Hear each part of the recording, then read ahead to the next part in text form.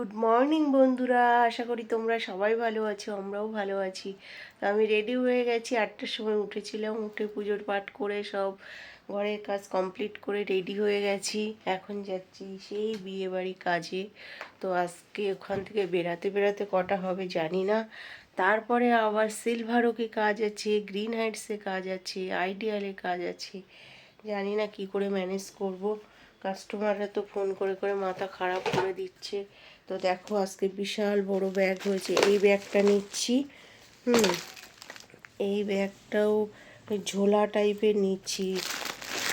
ঝোলা টাইপের না নিলে কী হবে জানো তো, ঝোলা টাইপ নিতে আমার সুবিধা। আর এই ব্যাগটা তো রেডি হয়ে গেছে, একটু জল খাবো, দুটো বিস্কিট খাবো। তো টাটা।